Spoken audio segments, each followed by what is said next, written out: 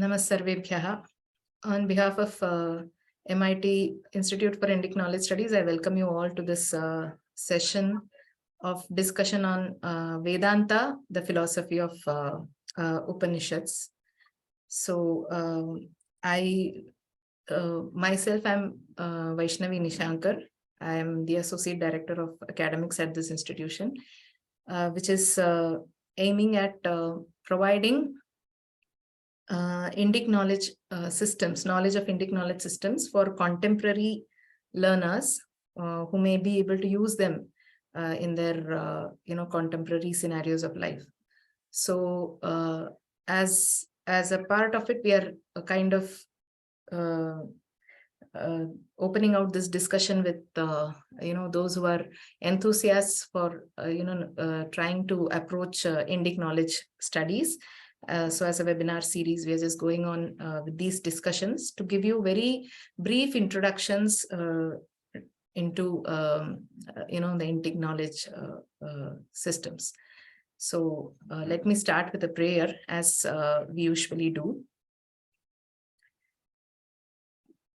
Tvameva vachanam vakta tvameva kriya tvameva sikarta tvameva Tvameva mananam manta tvameva tvam nathayantasi yantram tavaham. So today's topic of discussion, we are taking up Vedanta, the philosophy of Upanishads. Vedanta is a very popular topic, and many people approach learning Sanskrit, or many people wish to learn Vedanta, and for that sort of go to acharyas. Many there are many institutions, there are many acharyas who expound on their own schools of thought, and Vedanta is not merely philosophical or a theoretical system of knowledge, considering in its existence in India. It is a practicing system of knowledge. So we have practitioners of the Vedanta systems. They have been very well systematized, and practice as well as dissemination of the philosophy, of Vedanta has been going on perennially in the form of Guru Shishya Parampara since a long time. So this is a very one of the most attractive fields of Indic knowledge systems, where people like to approach to learn about life, way of life, what exactly life is, and all this. So we have some terms that we need to first comprehend well to be able to get into this discussion, which are Vedanta, philosophy, and Upanishads. So most of you would already have some background about what Upanishads are, what is philosophy, what are the types of Vedanta. So for those of you who already know it, this might just be a sort of a reiteration of it. But I'll just try to give you an overview of this particular system of thought in the on the Indian knowledge system side. So what exactly is Vedanta? If we go by the etymology of it, Vedasya Antaha Vedanta. So if we look at these terms, Veda and Anta, they are easy to comprehend. We know Veda is the system of the entire the literature that is considered to be revealed literature, the sacred revealed literature, which forms the thought system and the life system of the ancient people of India. So Veda is considered to be comprising of knowledge of sometimes it's told that there is nothing that the Vedas don't speak of. Everything is in the Vedas. But again, in what sense that is something that we need to get into a deliberation, which we will not go into now. And Veda Anta, when we look at this Anta, in simple terms, it means end, or the conclusion, or something that is at the end of, or in a later part of the structure.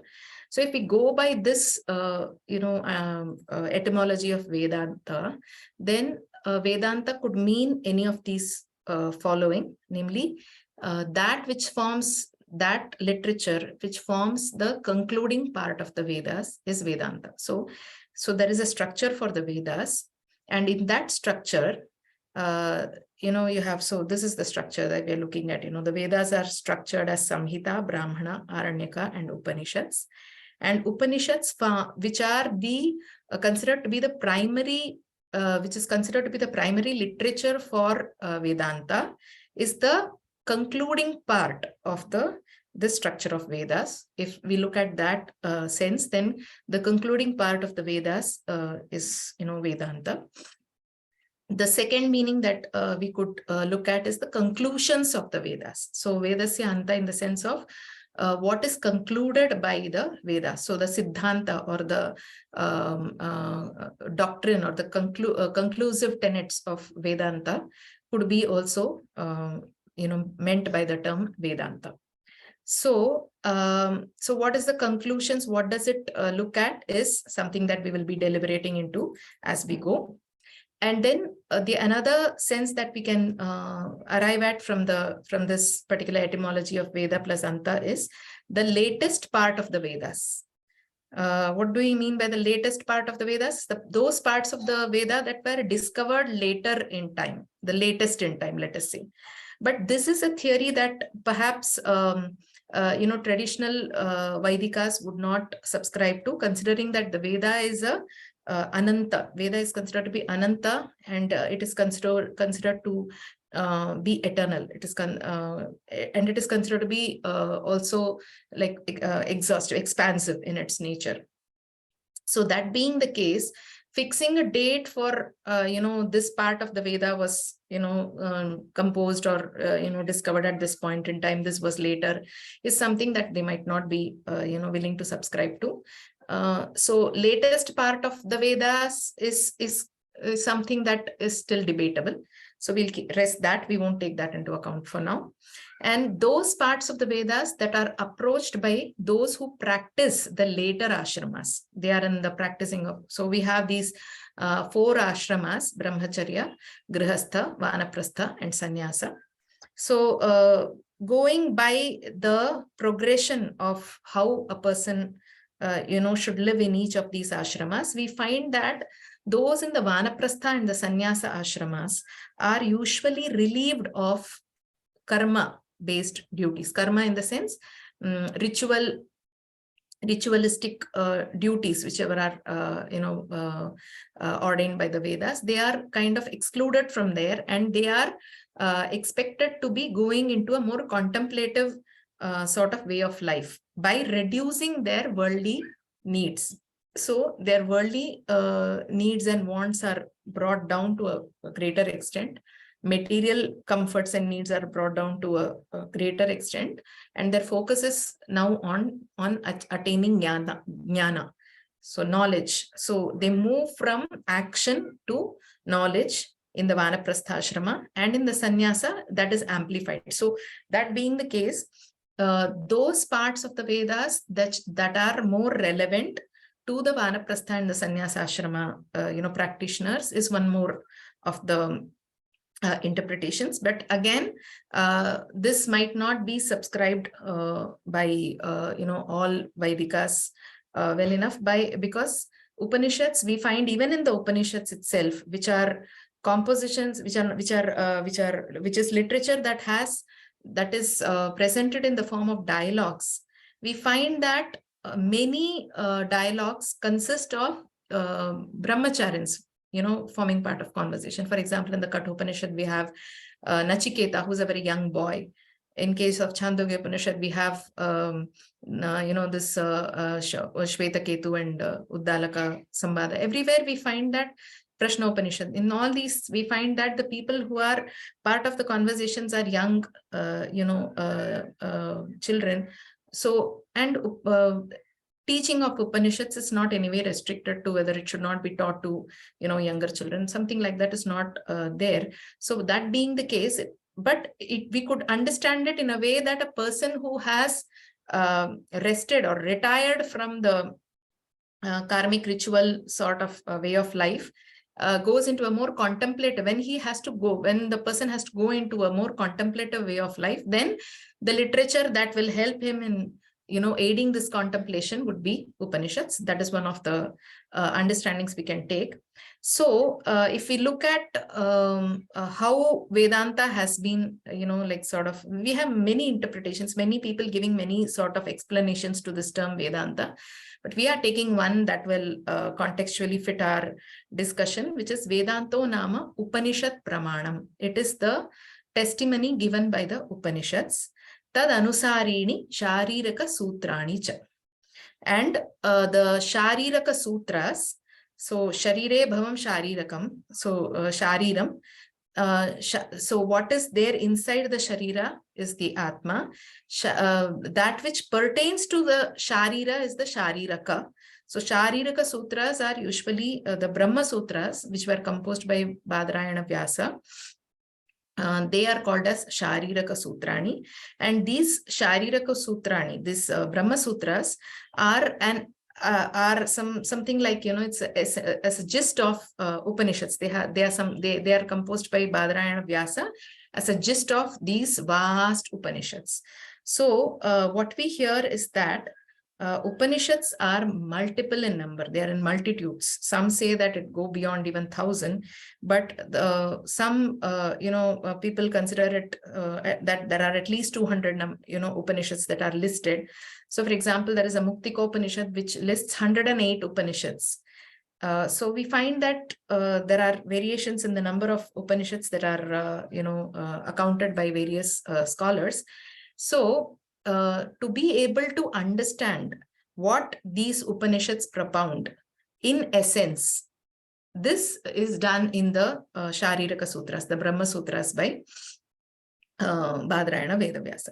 Shariraka Sutrani Cha, here the Chakara is, of course, saying that it is in addition to the Upanishad Pramana, but it also includes, other agamas, other literature that follow the Tad Anusarini. So not only Shariraka, so not only the Brahma Sutras, but also any literature that follows the Upanishad Pramana is considered to be part of Vedanta. So the Vedanta now gets an extension in its meaning.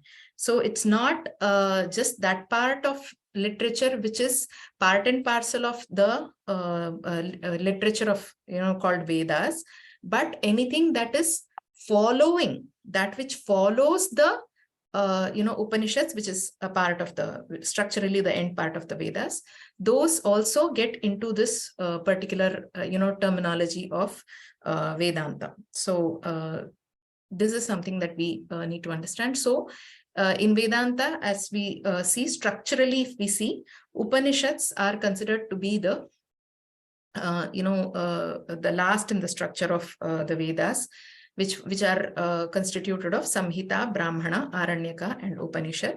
So the Samhita and Brahmana are considered to be Karma Kanda of the Vedas.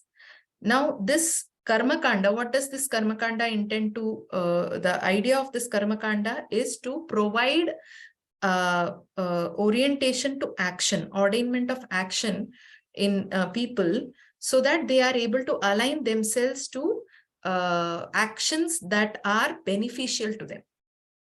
Okay, so those actions that are beneficial to them. So if they want to attain a beneficial state of life, what do they need to do? What are the actions that they are? So ahimsa, you should don't go into violence, don't get into any sort of violent acts. So if you have any interest in particular sort of purposes that you want to attain, so you have Jyotishtomena, Svarga Kamo Yajeta, Ayush Kamaha, Saurena Yajeta. So there are these different Vedic injunctions or Vedic instructions that are available for us to perform particular actions to attain particular results. Okay, so the Samhita and Brahmana. So the Samhita contains the mantras which are required for performance of the Karma Kandas, and the Brahmana part of it contain the injunctions or the instructions that are that govern how the karmas have to be performed. And then you have the Aranyakas, which are considered to be, which is considered to be the literature which somebody who lives in the Aranya, essentially the Vanaprastha-ashrami, one belonging to the Vanaprastha-ashrama, he gets to, commit himself to the study of Aranyakas, wherein the movement of action in life goes on from performance of regulated karma to upasana. So there are different upasanas that are mentioned in not just the Aranyakas, but also the Upanishads. These are also called the Vidyas, which are the practices. So the spiritual practices which would help the person to attain jnana. They are available in the Aranyakas and the Upanishads. And the Upanishad is called as the Jnana Mimamsa or the Jnana Kanda of the Vedas. So structurally, Upanishads form the last part of the Vedas, which is one of the reasons why they are also called as the Vedanta. And the Vedanta is now not just a name that goes with the Vedic literature. As I mentioned earlier, it is a system of practice also.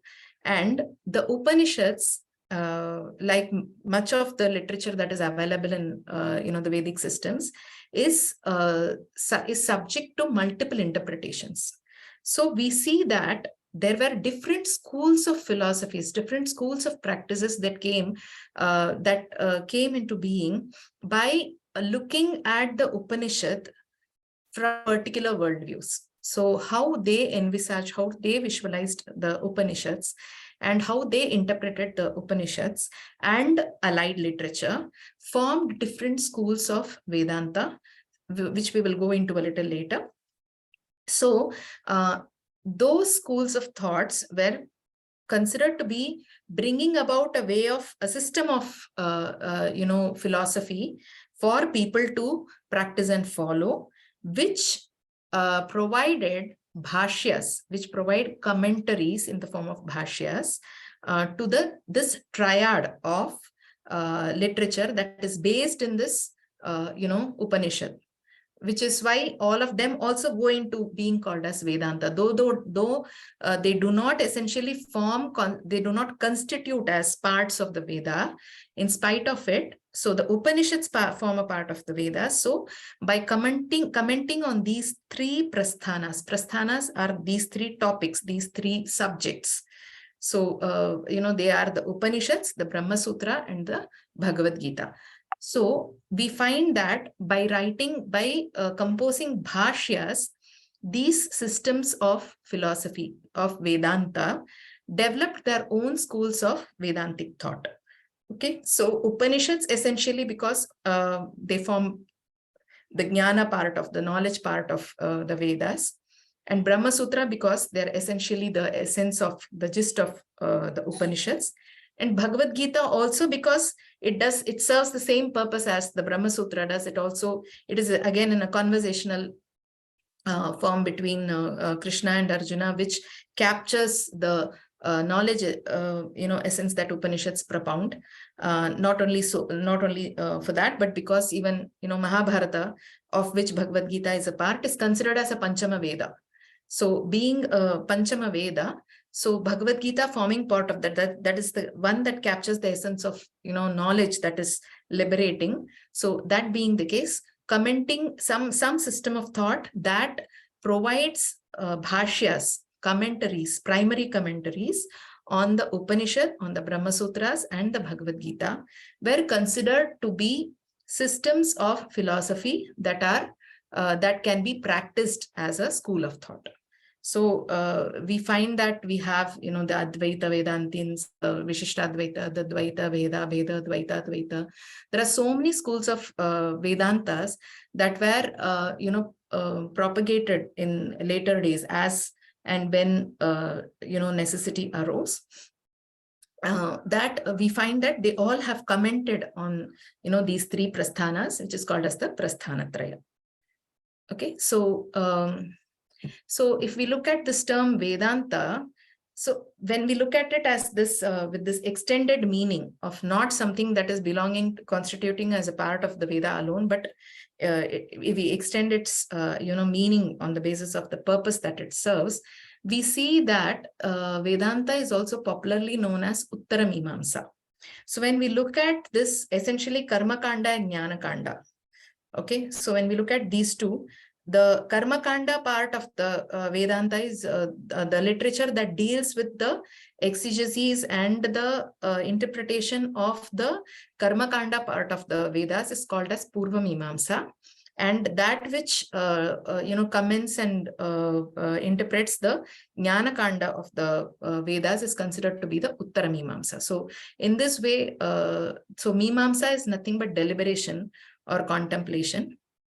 Purva means the prior and Uttara means the later. So in that sense, the parts of the Vedas which are covered by the, karma and the jnana, being the Purva, being in the stature of Purva and Uttara, the system of Vedanta, which deals with the Upanishads being the later part of the Vedas, is also termed as Uttara Mimamsa.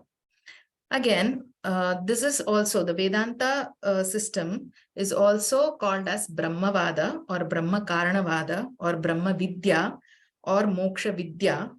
And it's also called as Upanishadavada, basically because it's rooted in the Upanishads. So it is called as the Upanishadavada.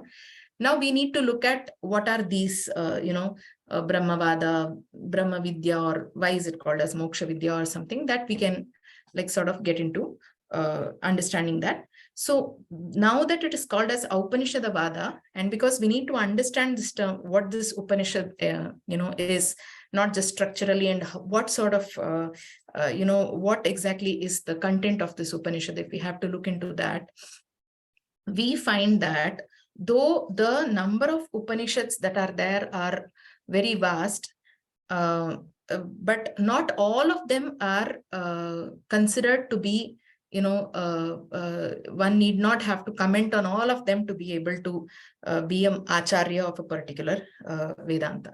Before that, what is Upanishad? If we have to look at it etymologically, this term Upanishad has these, constituents into it. One is the suffix, the prefix upa, the prefix ni, then the root, that is sad, which is in the sense of visharana, gati, and avasadana. And then there is this suffix called as quip, which is a null suffix. So it essentially does not contribute any addition of any component to it. So upa to the term, to the word, essentially to the pada, but it exists to give a particular meaning. Okay. So this Upanishad, if we look at this etymologically, upa means samipe, close by. The term ni, the prefix ni, has nishchayartha. So, it's for emphasis, it is for decisiveness. So nishchayena ityarthe. And then this visharana, gati, and avasadana, these are the three senses in which the root sad can be used. So visharana means destroying, nasha. Okay, gati means movement, moving towards, and avasadana means loosening. Okay, to loosen something up. So when we see this root sad, Upanishad, in the sense of something that approaching which one will have nasha, one will attain nasha of this transmigration, anything that causes, and the quip pratyaya gives the karakartha, kartritvartha, that which causes, that which is the karta of, that which does this. Okay, so what is the karaka, one, who is it, which is it that does this nasha, this destruction of transmigration by being approached, is Upanishad. That which so gati artha, movement, that which moves one's closer to, if we have to drop the visharanartha and go by the gati artha, then that which takes you where you need to go, to your destination. which is liberation. So that is Upanishad. So in that sense, you can have this term Upanishad. And that which causes to loosen your, transmigratory existence by being approached is Upanishad. So in these three senses, we find that Upa, Ni, Sad Dhatu and Quip Pratyaya, when they put all this put together, come to this, make this term Upanishad. Again, this term Ni and Sad, the prefix Ni and Sad, when they are, brought together. So Nishad, in that sense, when this is used, they come to mean sitting, made to sit or sit, the action of sitting.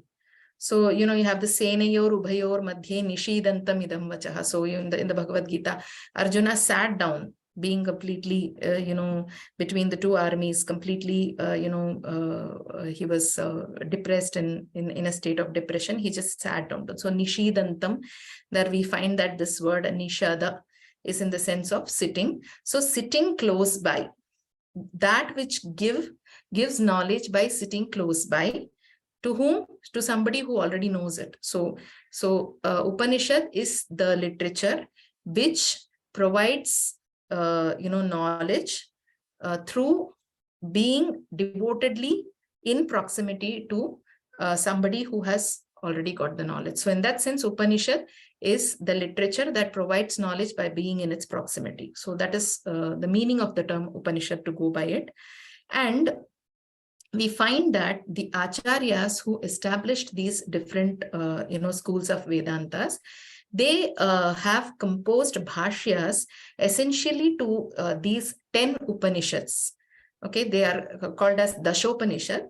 So to these 10 Upanishads, as the most popular ones, and as the ones that are expounding, the philosophical knowledge needed for liberation, not that others don't. So even in the Upanishads, we find that there are different categories of Upanishads. You have Upanishads that deal with the knowledge of yoga, Yogopanishad. So we know that there are Ashtanga yoga that is prescribed by Patanjali. But when we look into the Upanishads, we find that there are Upanishads that, expound this, Ashtanga yoga, or even Dvadashanga yoga, Ashtadashanga yoga through their expositions. So we find that the Yoga Shastra by Patanjali is also rooted in this, in many of these Upanishads, wherein the definitions are taken in from them, wherein Vidyas are proposed, how you have, what are the kind of dharanas, you could, practice to attain this yoga samadhi and all those things. So there are Upanishads which prescribe that. So there are different, categories of Upanishads also. So when we look at the Vedantic Upanishads, we find that these 10 have been selected by particularly Shankaracharya, Adi Shankaracharya, who has set the bar of, what sort of literature, composition of what sort of literature would, enable you to be termed as an Acharya for a particular school of Vedanta. So they are Isha, Kena, Katha, Prashna, Munda, Mandukya, Tittiraha, Aitareyam cha Chandogyam, Brihadaranyakam, Dasha. So essentially these Upanishads, each of them form part of different, Vedas. For example, Aitareya Upanishad is a part of, this, our Rig Veda. We have Chandogya Upanishad, which is a part of Samaveda and so on. I'm not going into those details because in the expositions that are going to come up in our webinar series based on, the classifications of Vedas, they will deal with them. So I'm not going into the details of that. So we find that these 10 Upanishads are usually commented upon by the Acharyas. And over and above that, these 3 other Upanishads are also frequently, referred to or quoted, and are hence considered to be, important Upanishads, which are Shveta, Shvetara, and then Kaushitaki Upanishad and Maitrayani Upanishad. So these are also considered to be important Upanishads for the Vedantic, references. Okay, so going ahead. So this is kind of understanding we need to know about Upanishad per se. Now, what do this, Vedanta, what is Vedanta actually deliberating about? What is the knowledge that this Upanishad actually giving us? If we have to look at it, then we see that essentially all philosophy, okay, and so also Vedanta deals with these four, important components that are part of our existence. They are more, we are in the proxy, we look at ourselves first, and then we have the material world which is visible to us. So trying to make sense of somebody who's deliberating about who am I, what is this, am I this? So looking at based on the experiences that one goes through, if one is able to try and deliberate on who this person is. There are so many people, there are so many entities that have life. What is having life? What is it that if an entity moves, is that living? If an entity doesn't move, is that not living? So if it is an entity that does not move and have life, how do you understand that it has life? So there are these so many deliberations that come about when an observing person looks around in his space of existence. So Vedanta also deliberates about these aspects of jiva, who essentially, and what is the nature of a jiva, who a jiva is, how to make sense of this particular jagat, this material world that this jiva has been placed in. Where has this jiva come from? Where does the jiva go when we see somebody lying dead? How do we understand what happens to this particular, what happened in that person that this person is not breathing and living anymore? Okay, and what happens to that person within quotes after this particular event of being separated from the material body happens? So when these deliberations, through our experiences, when we get into the deliberations of close observation and thinking about what is the nature of a jiva, what is the nature of a jagat, is all that we see, that is all, or is there something more to it? If we have to try to understand these sort of deliberations, then we find that this is exactly what is done in the Upanishads also, and most Upanishads are in the form of conversations. Okay, so you have Yajnavalkya, Maitri, Gargi Samvadas, and you have, Yama, Nachiketa Samvada. So Yama, Yami Samvada. There are so many Samvadas that are, Janaka, Yajnavalkya Samvada. So Raikva Samvada, Raikva has a Samvada with, I don't remember the king, but there are so many Samvadas. Through these Samvadas, this particular nature of, the jivas is started, the deliberation goes on. And what is happening to the Jagat? So just like jivas are capable of, because we, in our lifetime, we get to see somebody coming into the world and somebody going out of the world. There is some association with the body of an entity, and that association gets over. We see that this is happening to, living beings. So what happens to this material world? Has it been just like this all the time? We ourselves see that there is change in the material world now and then. So if that is the case, is there a point of creation and a point of non-creation to this particular entity? So those sort of deliberations, when one gets into, we understand that there is something for us to understand about the world in which we are living also. What is the nature of the world that we are living in? So this again forms part of the deliberations in Upanishads and thereby the Vedantic literature. Now, what also comes in over and above these discussions is the purpose of life that this jiva has to, attain. So we see that there are animals, there are birds, there are other beings, and there is a human being. There are certain faculties that are available to a human being which are not available to the other beings. Why have we been given with these additional faculties? How did we arrive at them? How did we obtain these faculties, and why don't they have it? What happens? So what am I going to supposed to do with these faculties? So when we look into get into these sort of deliberations, there are metaphysical aspects that we need a lot of internalization to get into, so we have to shun the external faculties and get connected to our internal faculties to be able to start, making sense of all these, queries.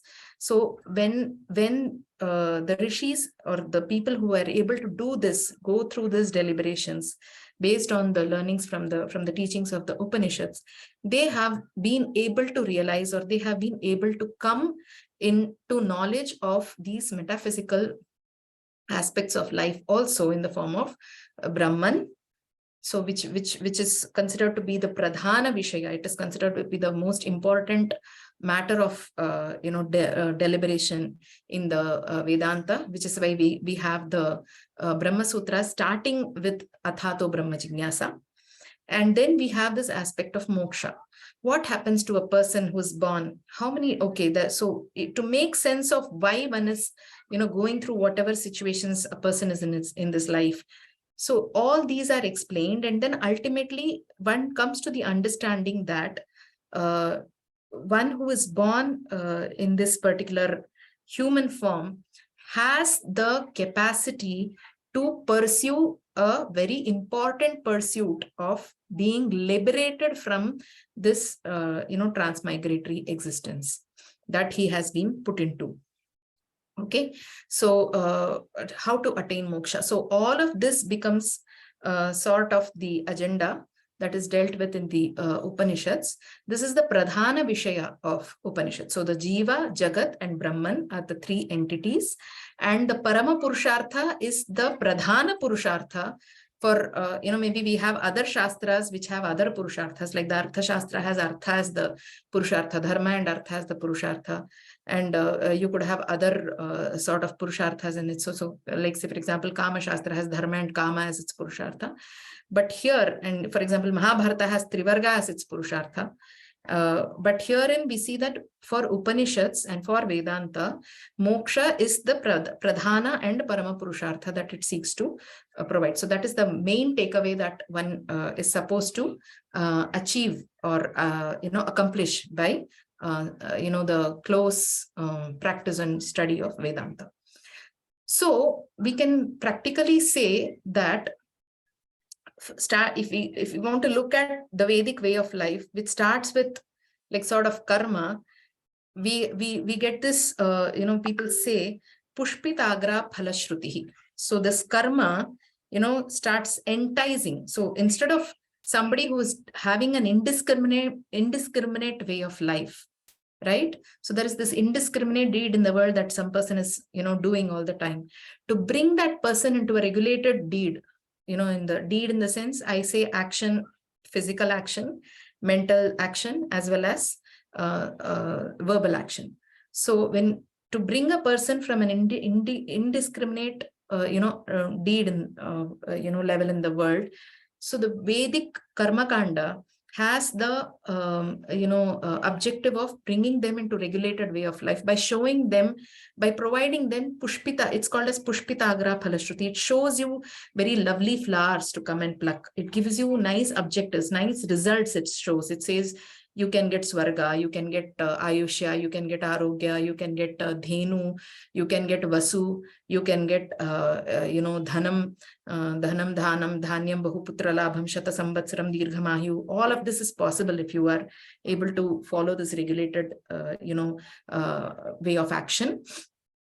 And then when the person is, realizes that by doing this action again and again and again and again and again, and actions are not, they're tiring after a point in time. How long can you keep doing action? So when a person realizes that, this is just not done, how long should I be in this, trap of deeds, which is nothing else but transmigration among worlds. So the, the Vedas say you will go from here to Swarga, or you will go to Naraka, or you to Pitraloka, and then you'll come back.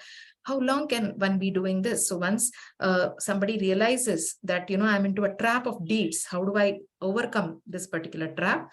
Then there is a search for knowledge that will release you from this trap of, transmigration. When this search starts, then an enlightened guru, who's a Vedanta guru, is ordained with the task of guiding that particular jiva with the light of Upanishad jnana to provide him the knowledge of the Vedantic sadhana. Again, here we need to understand here that the guru is here to come and give you Upanishad jnana, or the knowledge of the Vedantic practices and way of life. But the practice has to be done only by the person himself. So if you want a personal spiritual sort of a state of release, then you're supposed to work for it on your own. That is why even the Vedas, which are considered to be texts that provide you with the most exalted knowledge, are not considered, they are there to give a description or an explanation about the various compositions that this creation is made of. The way one would go, one would come back and all that. But the Vedas themselves can't show you, the ultimate reality. It cannot show you Brahman, or it cannot show you your own self, Atman. So that seeing has to, so you have this yatra vacho nivartante prapya manasasaha. There is a point, and then you have, neti neti. So this neti neti Brahma, even the Vedas have their limitations in only being able to describe or explain to you this path of reaching to your realization or liberation. Well, the practice is to be done by the individual. So this practice of Vedantic sadhana to overcome this particular transmigration and attaining of the moksha is something that these Upanishads and therein the Vedantic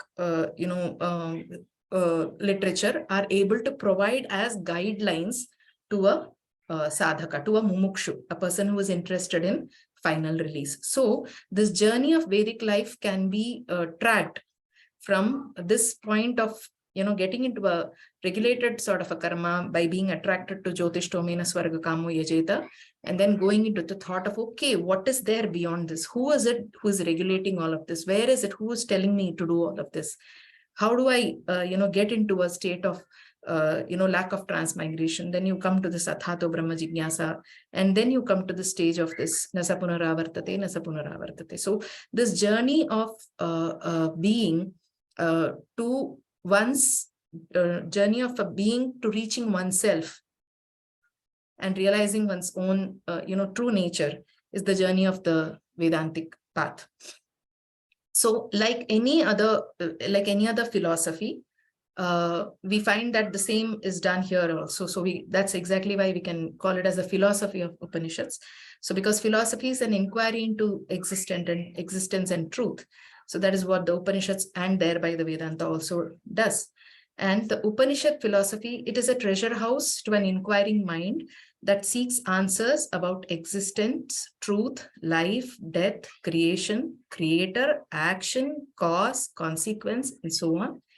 And it has been discovered by efforts of deep, serious, and sincere inquiry about the self. Somebody who has taken time to actually dive down deep to understand, who am I? What is my actual nature? Am I this, body? Am I this intellect that is giving me this, questions? Am I the mind that is probing me to go into this particular thought? So the world and its creator, by those who they were the ones who inquired deeply into themselves, into the world outside, to be able to capture this particular vidya, which is able to liberate the the conditioned being, the limited being. So life experiences assert that beings are conditioned, they are constrained by limitation and are trapped into a complex system of existence. And Vedanta, in its extended sense, when I mean extended sense, including, as I previously mentioned, the study and practices that are prescribed by the literature beyond the Upanishads also, but that follow the system of Upanishads, they seek to loosen these shackles for deserving humans. So here deserving humans will be mumukshus, those who are interested in moksha, and enabling them to liberate themselves from worldly limitation and bondage through imparting the liberating knowledge and practices in the form of yoga, in the form of vidya. So there are so many vidyas that have also been prescribed in the Upanishads. Like you have the Dahara Vidya, you have the Maitrayani Vidya, you have Shandilya Vidya, you have Nachiketa Vidya, so many Vidyas are there, Akshi Vidya, there are so many Vidyas that are prescribed there, which are for practice. So Upanishad is it's not something that you read Upanishads and you see the, you're able to come in, realization of the Brahman or the self. That's not the case. They also term themselves only as the guiding, path to it. So we find that in the Advaita Vedanta also, the Pancha Mahavakyas are given in Upadesha by the Guru to a person, a Shishya who is well prepared and who will be able to just take this particular Mahavakya and immediately realize his original state. So one has to come up to, being able to gradually percolate and be able to open out these various sheets, these various layers one is composed of, gradually dropping one after the other. So which are these sheets and how to do it is maybe something that, so you can test yourself. You can have a checklist of whether by the Upanishads, have I dropped one sheet? Have I dropped the other layer? So you have that guiding principle over, through the Vidyas that are prescribed in the Upanishads, but actually doing the dropping of the layers have to be done by our own selves. So that is what is all about in the Vedanta. And if we have time, we have 10 minutes, but if you really want to go into discussion, then I can stop here, or I can give a brief sort of account of the founders of the Vedanta school and the propagators. So, what should we do, Vanaja? I think it'll be good to get this overview from you, right? Okay, and I will try to be as brief as possible.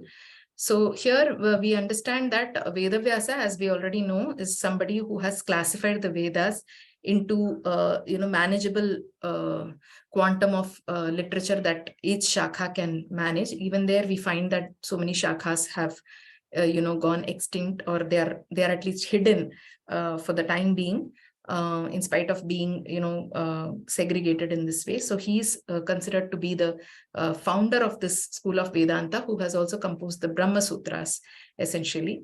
So he's the Uttara Mimamsa Kara.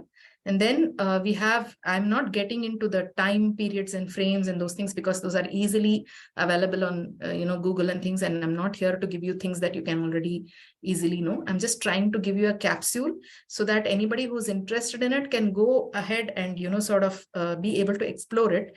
What to explore? So there's something like a pointer that I'm giving you, that these are things that you can consider if you're interested for going ahead and knowing.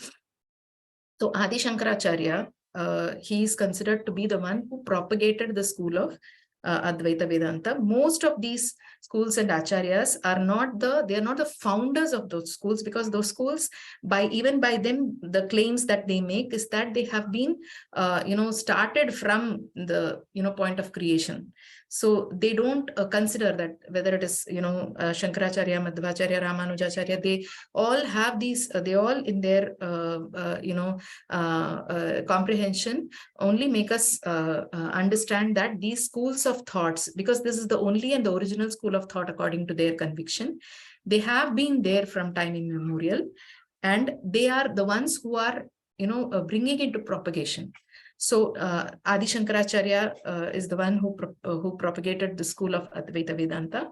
Ramanujacharya's school of Vishishtadvaita Vedanta, we are able to clearly see that there were many centuries before Ramanujacharya, also through the Alvars and through his own gurus, Vishishtadvaita Vedanta was very much there, but he was the one who systematized it and kind of brought in those literature that was able to properly define and demarcate the practices and the philosophy of Vishishtadvaita Vedanta. And then we have Madhvacharya, who is considered to be the propagator of the school of Dvaita Vedanta. Vallabhacharya was more recent, who formed the Shuddhadvaita Vedanta.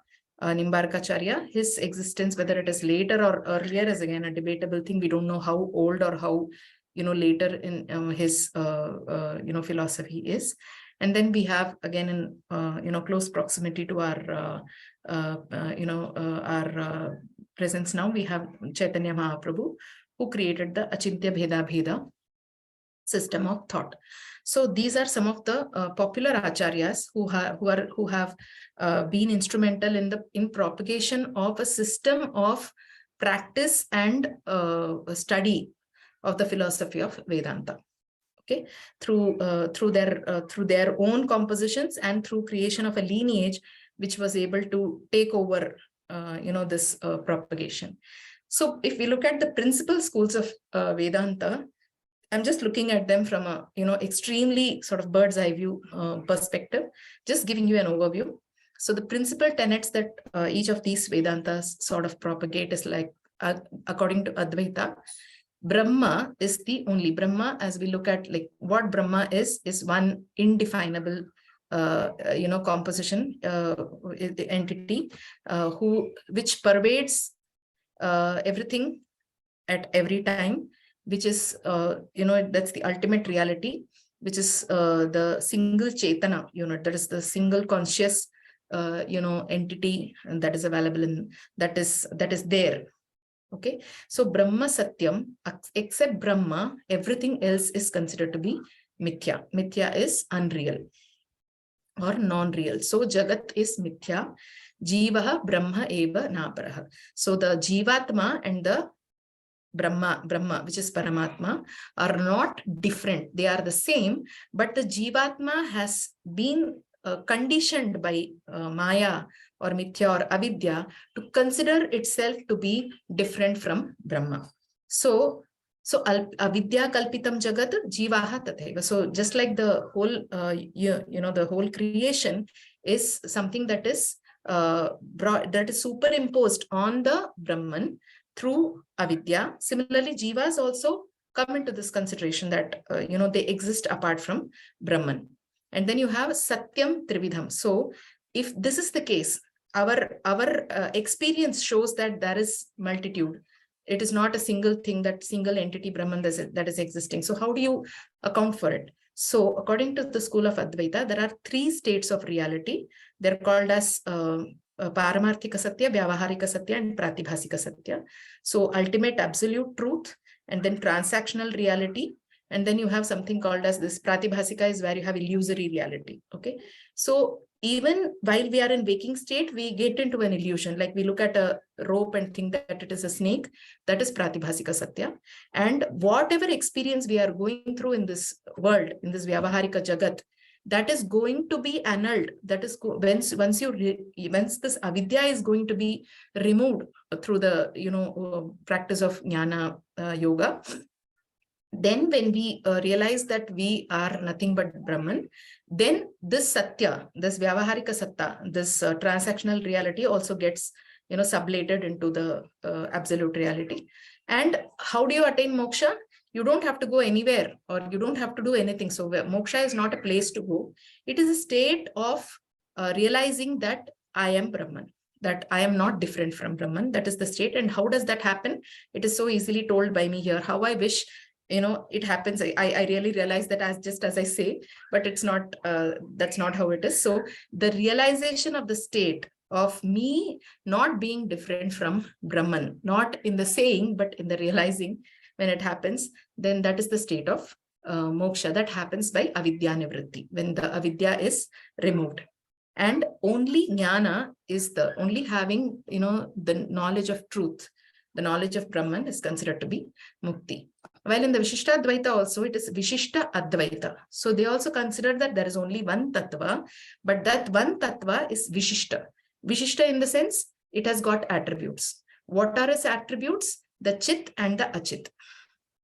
So all the living entities form the Sharira of the Brahman, and all the Achit, the inanimate entities, form the Sharira of the Chit Vastu, and in that sense they also form the Sharira, the body of the Brahma Vastu.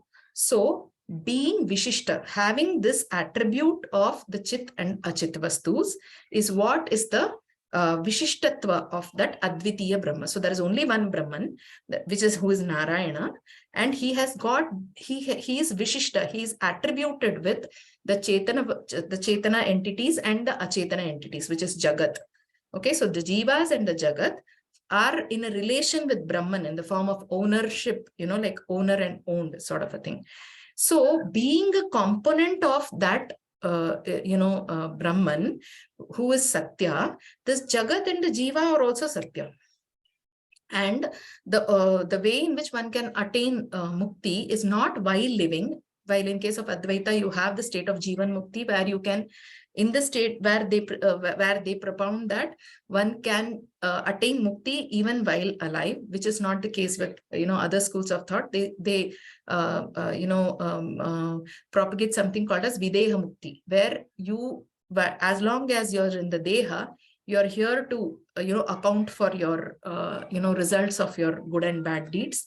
And once the Deha is gone, then on the basis of your sadhana, through your bhakti, you attain to a place called Vaikuntha, wherein you are able to realize your own nature. You are able to be in your own nature in service of Lord Narayana. This is something which is common with Dvaita Vedanta also.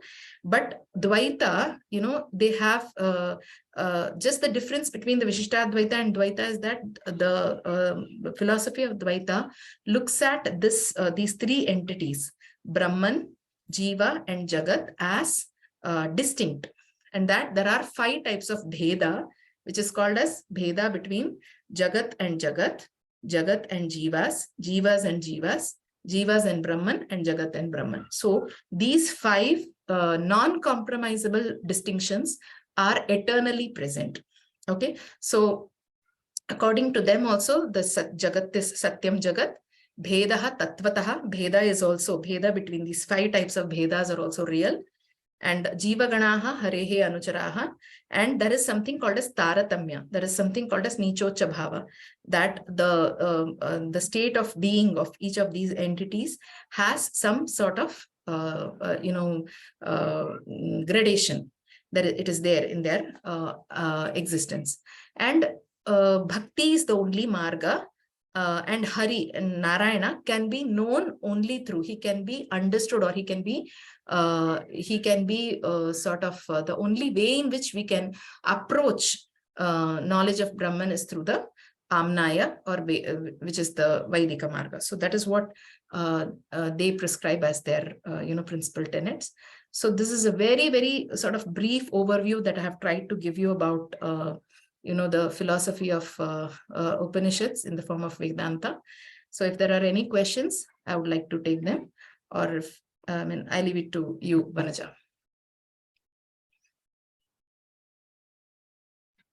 Yeah, I think maybe a few questions, if anybody has. So one question, I'm sorry, this is Sandeep Natekar here. Yeah. One question I have is that do the Jainas and the Buddhas, the Bauddhas, do they have the same Vedantic version? I mean, I know that they don't accept the Vedas as the as an authority, but do they have anything like the Vedantic philosophy, which is borrowed from the Vedic systems? Not really. They have a lot of variation. Of course, they do a lot of referencing to the Vedic system of thought, per se, to understand in contrast, okay, to what is the definition of Jagat, what is the definition of Jivas, what is the definition of Kaivalya, Mukti. So all of these points of reference, to develop the philosophy are there. But the Bauddhas themselves have 4 schools within them, so you have Mahayana, you have Hinayana, then you have within them, you have, Sautrantika, Vaibhashika, Shunyavada, and so many other things.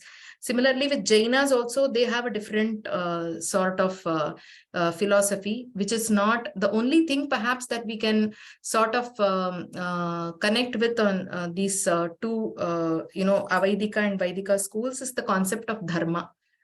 Which dharma karma vada, they both subscribe to this, but definitely the way with which they look at the Vedantic exposition looking at the way their worldview of this Jagat, Jiva and Moksha is entirely, different. Brahman is not there for both of them. They do not accept something called as Brahman, because Brahman is again a Vedic, entity for them. So mukti is again, for them, attainment to a particular state of being for oneself. So they have sadhana and other things, but their prescriptions do not fall in line with the Vedantic schools, essentially. Okay, so then what is their, like for example, what is their view of mukti? Mukti from what?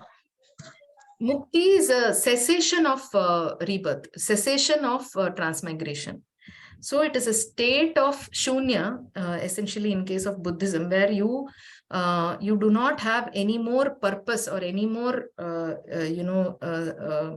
sort of, so it's practically to tell you, it's like the cessation of rebirth is mukti, according to them, not being, coming into existence again, into a transmigration through sadhana. For Jains, it is sadhana. You have to one who gets into a mode from grihastha to a sannyasi. Only sannyasa ashrama can give you mukti, according to Jainas. So it is a step, that you have to go across. So you become a sannyasi, and through the sadhanas, they have some set of sadhanas that the sannyasis are supposed to complete.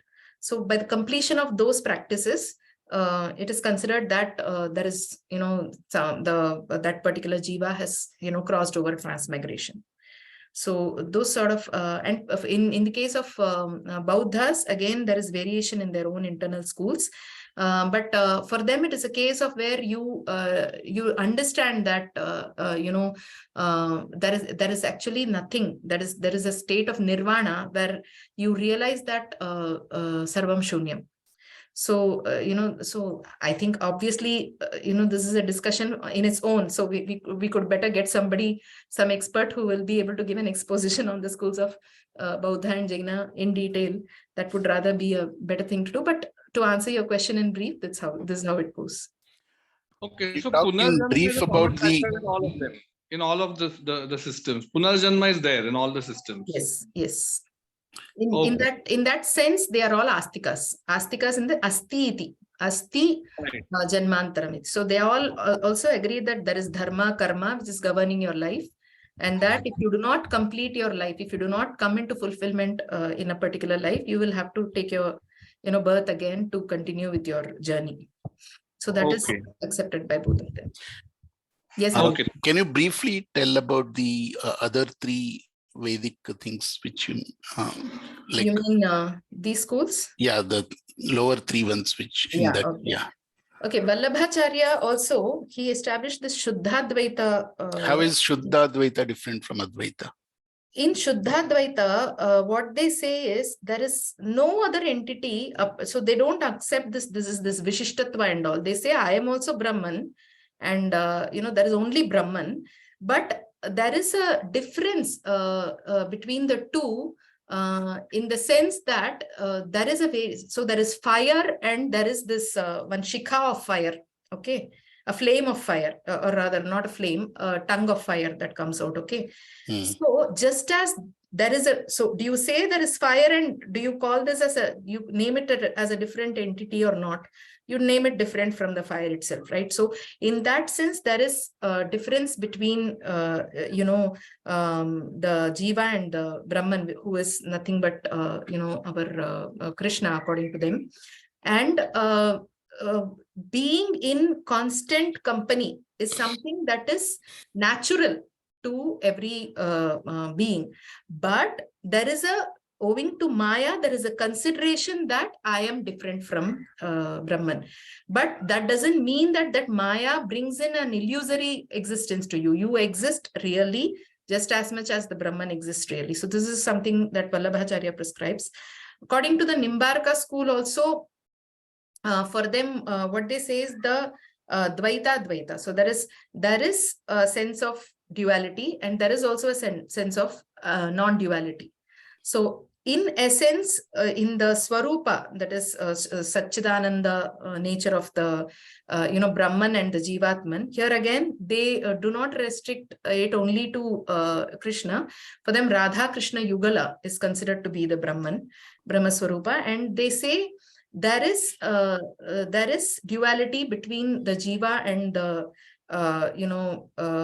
Jagat in one sense, but in another sense, there is Advaita. So there is something common between the two, but that owing to the limitations of knowledge that the Jiva can have, there is a duality also.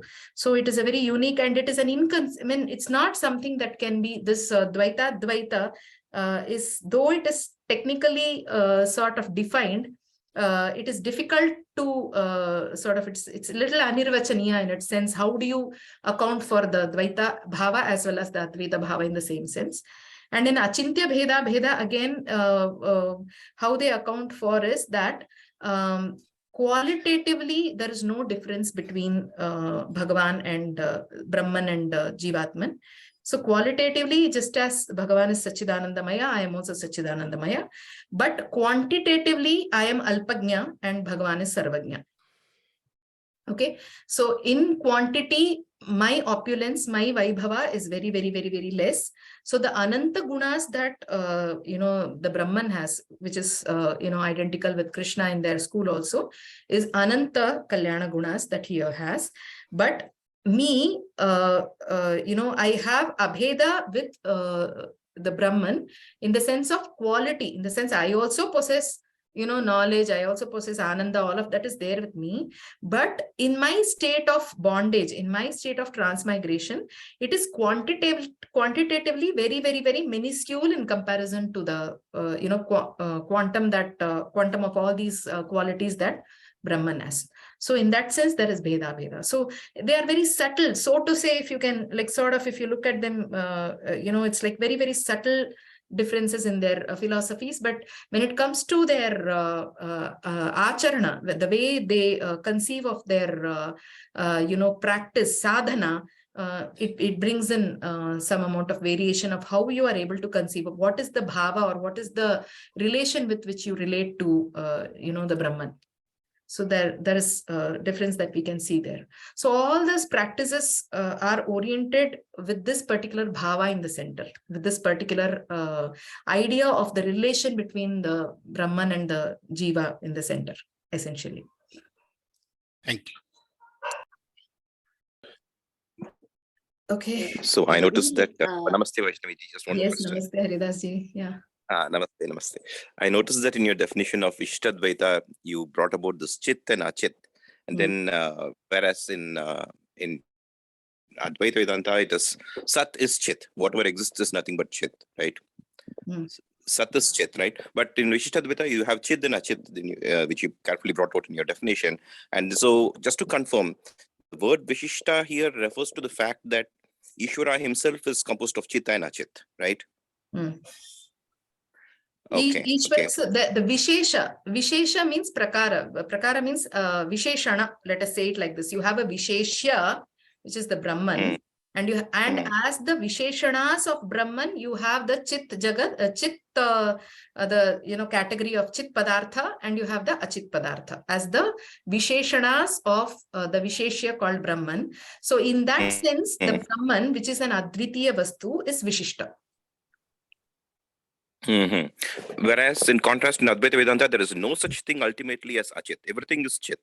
Yes. Absolute Chit, in the sense if we want to look at the absolute existence, absolute reality state, there is only Chit. There is only one Chit, which is Sat. All other padarthas, may it be Jagat or other Chetana Vastus, Jivatmas, are all considered to be Vyavaharika Satta. They are transactionally real, but are not absolutely real. Whereas Achit is actually absolutely real in the Vishishtadvaita world. Yes. Okay. Yeah, thank you so much. That was something that I wanted to get an answer for many years. What is the Vishesham Vishishtatvam in Vishishtadvaita? And you brought that out so clearly. So thank you so much. Yes. Bhagini, here I got a doubt. Yes, dear. that in the study of Vedanta or the philosophy, is it required that we should understand, we should have a study of compare and contrast of different schools of philosophy? Is it so? Not Huh? Not really. You can adhere to the study of just one single school also. That itself is a basic exercise if you want to do it systematically. Mm. But why we give this overview is for you to understand that usually the schools of thought, kind of bring about their what should I say? They reinforce their own state in comparison to the other schools. So Yeah, I we see tend that. to, yeah. Lot of comparison is there, and but as a beginner of a study of philosophy, studying one school and trying to understand it itself is a big task. And how am I to understand different schools and know their literature Not and like all? that. It's You little have bit confusing. no, not really. You Okay. have prakarana granthas, okay? You have introductory beginner texts like the Sarvadarshana Sangraha by Madhavacharya. It is one of the prominent beginner level text for this study of different schools of philosophy, including Bauddhas and Jainas for that matter. Charvakas, Bauddhas, Jainas, Bauddhas in all their four classifications, Pashupatas. So it has got a detail and very brief, very succinct, and so you get very lucid translations of those texts also. This Sarvadarshana Sangraha is available. A study of that can also be helpful for you to take off. Yes, Ganapati ji. Ajji, namaste. Thank you so much for this exposition in 1 hour. What was probably said in many yugas. The question is, it talks about the origin, we all came from where, and it talks about where we all ultimately go to, the final culmination of this whole transmigratory process. Fine. The question is, if all the three systems, particularly Dvaita, Advaita, and Vishishtadvaita, are Vedic, of Vedic origin in terms of thought process, can we say that the proponents, they just, all these philosophies exist in the Vedas, for example, there is Taittiriya Upanishad, which may talk only about Brahman, whereas there is Narayana Upanishad, which says Narayanat Brahmo Jayate, like that. So can we say that all these three thought processes have definitely come from the larger ocean called the Vedas? And what is the truth? The proponents, they took a subset of that or a portion of that and made a philosophy out of it. Is that the truth? Not really or like is it that. Their own understanding of what the Vedas says led to this philosophy? See, that doubt I have from the origin of these philosophies point of view. Got it. See, all of these are rooted in Vedas. There is no doubt about it. Okay, because all of them adhere to Vedic, principles, Vedic way of life, Vedic worldview. But again, I would like to reiterate that these schools of thought were not merely schools of philosophy or schools of theory. They are all schools of practice of those particular vidyas. Okay, so when we see that even these Upanishads, as I mentioned to you, they prescribe many vidyas. Okay, different types of vidyas. Does it mean one person has to, attempt at doing upasana through all these vidyas? It's not even possible. It's not even perhaps possible in a single birth, for that matter. Going by the practicals of it, I'm saying you. So we see that these these vidyas are not limited only. The upasana or the sadhana is not limited only to these vidyas, but also to yogas. The different types of yogas that one can practice. So many ways and paths. So it's like ekam sat vipra bahudha vadanti is a vakya that the Veda itself says. And all these exponents were practitioners themselves, and they have shared their experiences. We let them call it, if we want to call it more being specific and original in thought, they were the spiritual experiences that they have been able to share. So is one person's experience real and the other person's experience not real is not something that we can ideally debate on. But I think it is good for us to look at them as the different paths that lead to the ultimate reality, and that these propounders found, their perception or their realization brought in this conviction that this is, the path. I went through this, you go through this, you will also find what I find. So it is the conviction comes from that aspect, because that realization has been attained through that particular practice. So in that sense, we need to understand is what I feel. Yeah, thank you. Okay. If there are no more questions, then I think we are way past time, and Yes. Vaishnavi ji has had a very long day today. Yeah. Okay. So if you're good, I think I'd like to thank you, Vaishnavi ji, for really giving. I still have a lot of questions, but I'm going to ask you after this call. But thank you so much for sharing this Please with us. post And on the thanks. Shastra Jignasu. Maybe that's a good place to discuss also. So yes, yes, I will. And we'll also have this video up on YouTube once I figure out if there's a faster way to do this. Okay. And we'll share the links there also on the Shastra Jignasu group. Sure. Thank you, everybody, I'm so for joining. thankful to all of you for your patient listening. And we hope to meet up again with some more interesting overviews through these webinars. So yes, I'm so thankful to all of you. Namaste. Thank you very much. Thank you very much. Namaste, Thank namaste. you. Thank you, Vaishnavi ji. Namaste. Namaste.